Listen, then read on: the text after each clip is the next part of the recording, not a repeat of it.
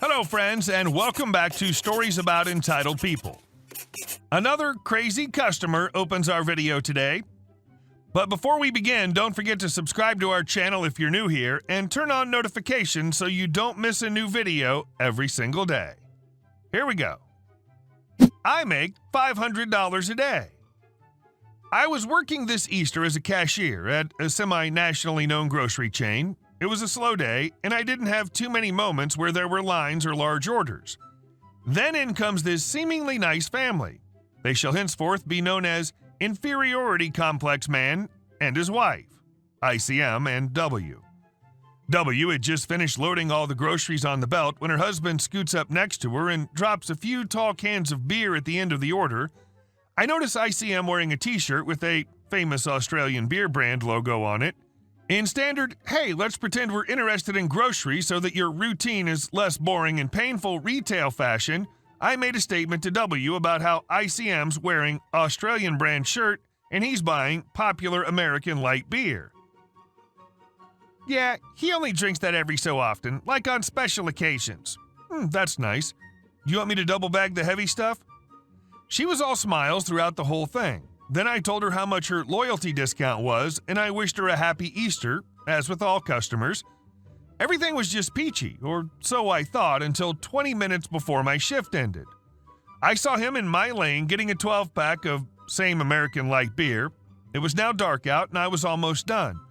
I was kind of happy to see him again since he seemed pleasant enough earlier, so in my perpetual state of naivete that I display on occasion, I figured it'd be just as nice as it was those 4 hours ago. I was wrong. ICM. Hey, what was it you said?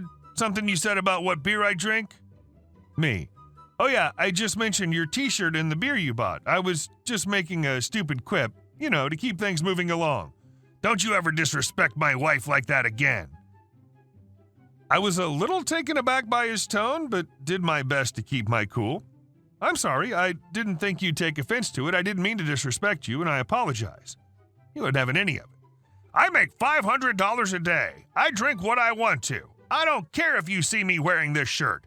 I drink whatever I feel like drinking because I make $500 a day. Yes, that's almost exactly how he worded it. I'm only slightly paraphrasing here.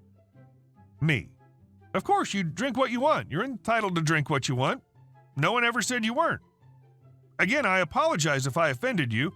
No, you see, I make $500 a day, and you disrespecting me to my wife like that. I travel all over the country, $500 a day. Look at this. He then proceeds to pull out his wallet and pull out his frequent flyer card. Delta Sky Miles, because I make $500 a day. I understand, sir. I was not disrespecting you. And I already apologized. Twice. You see, you disrespecting me to my wife like that?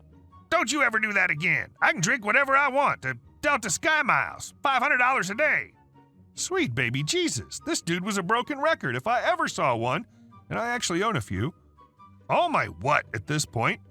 I handed him his receipt, told him how much his discount card took off, and said that I hoped he had a pleasant evening. But no, he still insisted on drilling it into my skull. He went on for a good minute before he started to leave. The same 4 sentences over and over. As he was walking away to the front door, we had this last exchange. You disrespecting me like that? Don't ever do that again. I make $500 a day. I didn't, and I apologize. Won't happen again. At least not while I'm on the clock, you repetitive douche. Anywho, I turned to my courtesy clerk, who was just wide-eyed. My other coworker, who was waiting to relieve me for the end of my shift, was in silence. The next customer in line was at a loss for words as well, albeit temporary.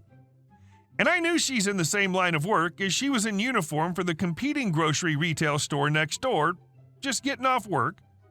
I started scanning her things when she spoke. Well, that guy certainly has a complex of some sort. Apparently. Yeah, I can't believe someone would just go on and on like that. Yup. Usually I have a rule about keeping my mouth shut. Apparently I need to be more strict with it. I'm still pretty PO'd about the whole ordeal. Not only with the fact that all the guy can do is act like his income makes him better and smarter than I, but the fact that he even took issue with what I said in the first place. And only when I got home do I think of clever retorts that I wouldn't have been able to utter anyway for fear of losing my job. And why does this make you valuable as a human being? Oh, so you're saying you're so vapid that you have to parade your wealth around so that you feel special and aren't actually wasting space? So basically you're saying she married you for the money. It's cute how important you think this makes you. That's nice. Talk to me when you're tough enough to live off of top ramen for weeks on end, like I did growing up. And my favorite?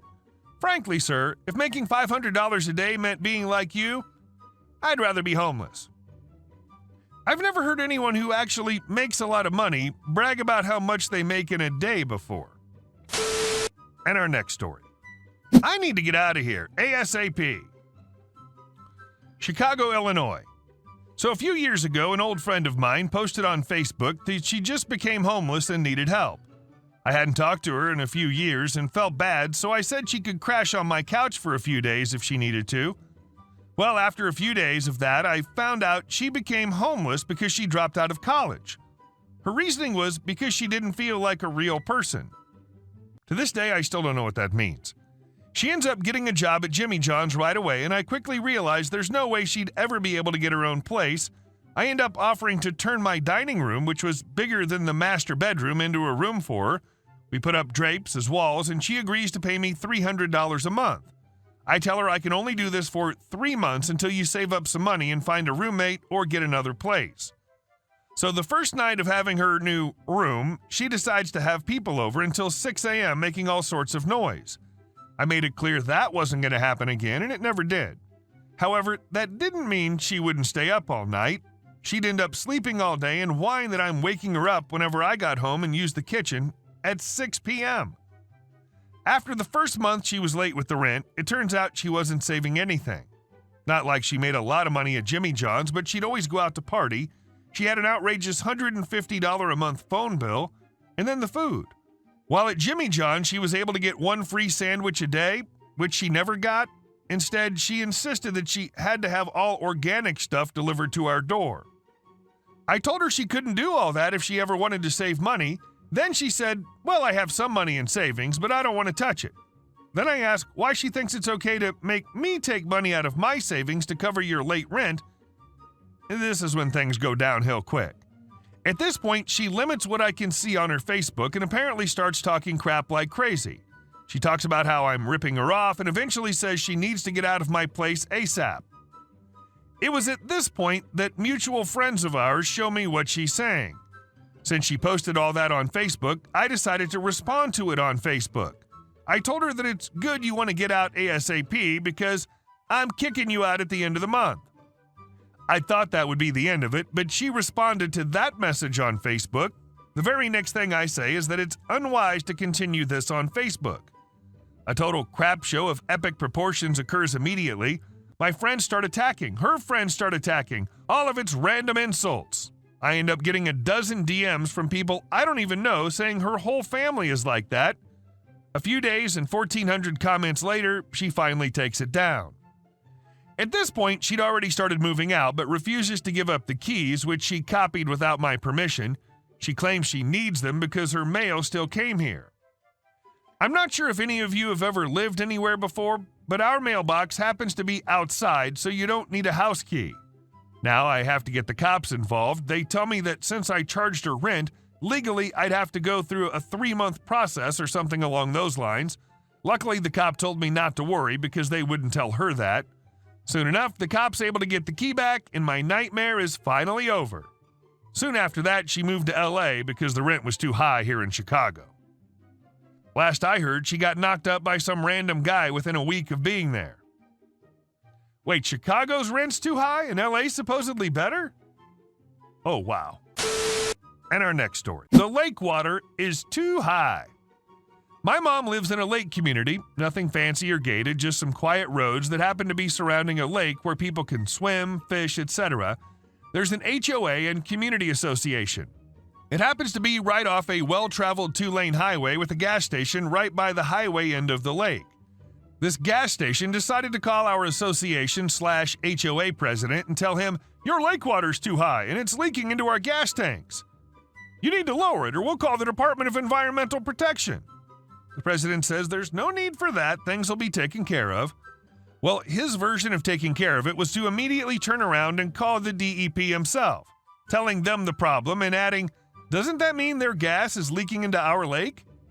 This resulted in the gas station needing to complete a few months' worth of construction, costing around $300K, while the lake stays at the level it's been at. Fix your lake is a phrase I never thought I'd read. My brother and I went to an amusement park last weekend.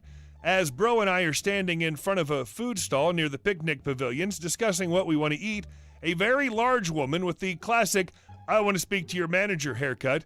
What's the deal with that haircut and overly entitled women? Pushing a big stroller with a bunch of bags but no kid in it, she comes up to us to complain that the trash cans around one of the pavilions are full. Bro and I look at her, look at each other, look back at her.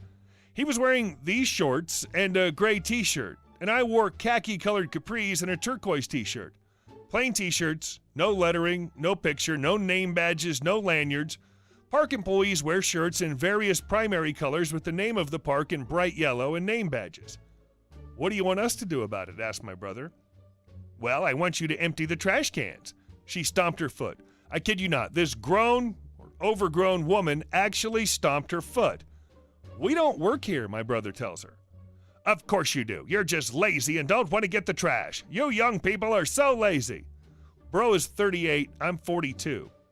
We definitely don't look like young people anymore. In fact, my brother is starting to get gray hair. Ah, bro, not me. I wouldn't be too surprised if Stroller Lady was younger than both of us.